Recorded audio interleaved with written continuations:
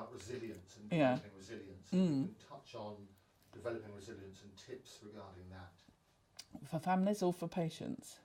For both. Okay. So resilience is something that is very important, because a lot of the risk factors that we see for eating disorders are things that in the right environment make people flourish. In psychiatry now, one of the metaphors that's being used, that people can be divided into dandelions and orchids.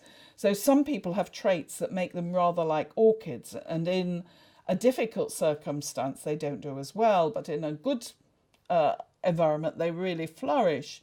And whereas some people are dandelions and are very immune from the environmental context.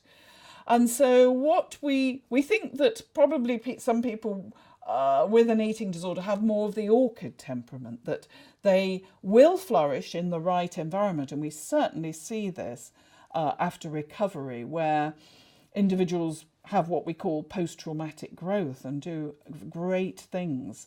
But for whatever reason, the environment they're in, having lots of exams or life events, has put them at risk.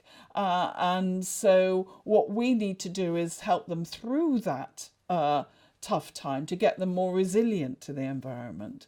One way to build resilience is to help the way we cope emotionally. So to recognise emotions and to have optimal ways of managing those. Emotions are important. Sometimes people with eating disorder try to avoid emotions, and that's the way the eating disorder can be used, but it's not helpful.